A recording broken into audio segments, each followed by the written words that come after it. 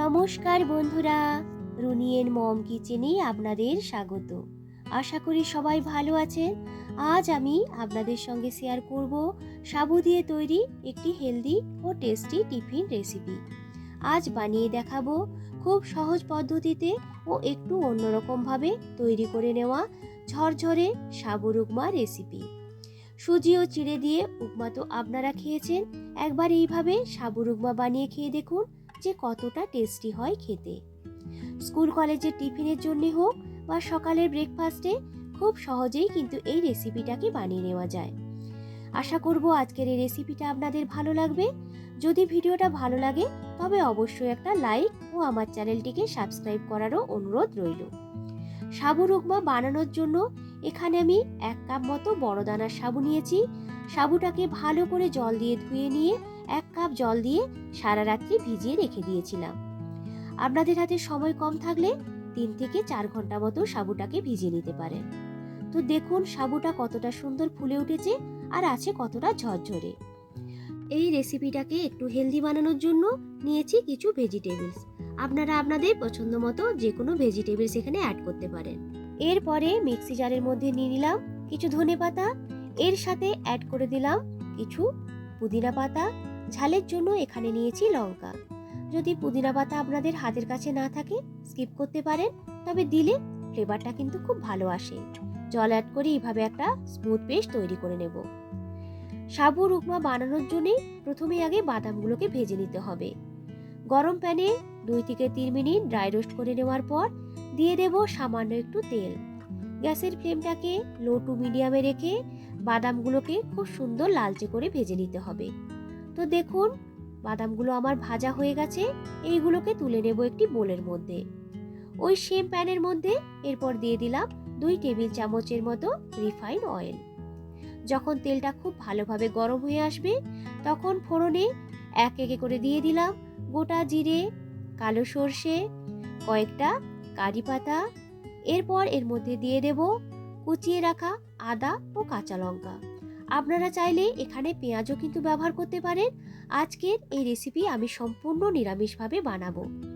যখন আদা এবং কাঁচা লঙ্কা থেকে কাঁচা গন্ধটা চলে যাবে এক একে করে সমস্ত সবজিগুলো ওর মধ্যে অ্যাড করে দিতে হবে। যে কোনো নিরামিষ দিনে বা বারব্রতের দিনে আপনারা কিন্তু এই রেসিপিটাকে বানিয়ে নিতে পারেন। খেতে ভীষণই টেস্টি হয়।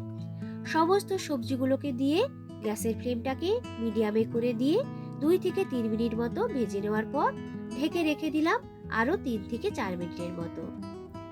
তো দেখুন সবজিগুলো কিন্তু এখানে একটু বেশ সেদ্ধ হয়ে এসেছে। এই সময় এর মধ্যে দিয়ে দিতে হবে তৈরি করে রাখা ধনেপাতা, পুদিনা পাতা ও কাঁচা লঙ্কার পেস্টটাকে। সবজির সাথে পেস্টটাকে খুব ভালো করে মিশিয়ে নিতে হবে। এরপর এর মধ্যে দিয়ে দিলাম পরিমাণ মতো নুন। সবকিছু ভালো করে মিশিয়ে নেওয়ার পর ঢেকে রেখে দেব 3 থেকে 4 মিনিটের মতো। গ্যাসের ফ্লেমটাকে এখানে একদম লোতে রাখতে হবে। এইভাবে ঢাকা দিলে দেখবেন ফ্লেভারটা সবজিগুলোর মধ্যে খুব ভালোভাবে ঢুকে যাবে আর সবজিগুলো কিন্তু একটু সেদ্ধ হয়ে আসবে। এরপরে নাড়াচাড়া করে জলটাকে কিন্তু পুরো শুকনো করে নিতে হবে। এরপর এর মধ্যে দিয়ে দিলাম আগে থেকে ভিজিয়ে রাখা সাবুগুলোকে। যতটা সাবু নেবেন ঠিক সমপরিমাণ জল দিয়ে সাবুটাকে ভিজিয়ে রাখলে দেখবেন সাবুটা কিন্তু খুব ঝরঝরে তৈরি হয়ে যাবে। ভালো করে সবকিছুকে মিশিয়ে নিয়েছি। এরপর ওপর থেকে দিয়ে দেব একটু চিনে বাদামের গুঁড়ো। ভালো করে চিনে বাদামগুলোকে ড্রাই রোস্ট করে নিয়ে মিক্সিতে গুঁড়ো করে নিয়েছিলাম।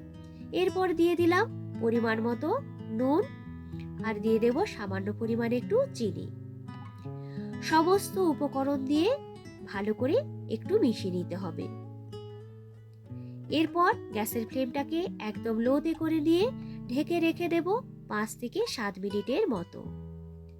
ঢাকনাটি খুলে নিয়ে আবারও সবকিছুকে আলতো হাতে এইভাবে একটু মিশিয়ে নিতে হবে। সমস্ত কিছু মেশানো হয়ে গেলে ওপর থেকে এরপর এক এক করে দিয়ে দিলাম ভেজে রাখা বাদাম, কিছু ধনেপাতা কুচি আর দিয়ে দেব একটু লেবুর রস। এই সময় কিন্তু গ্যাসের ফ্লেমটাকে একদম লোতে রাখতে হবে।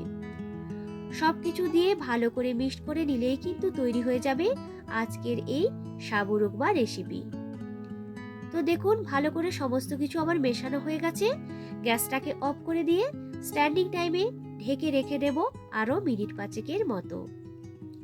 তৈরি হয়ে গেল হেলদি, টেস্টি ও ঝরঝরে সাবুর উপমা রেসিপি। সকালের ব্রেকফাস্টের জন্য হোক, স্কুল কলেজের টিফিন বা যে কোনো নিরামিষ দিনে খুব সহজেই কিন্তু এই রেসিপিটাকে আপনারা বানিয়ে নিতে পারেন। তো বন্ধুরা, আজকের আমার এই রেসিপিটা আপনাদের কেমন লাগলো অবশ্যই কিন্তু কমেন্ট করে আমাকে জানাবেন।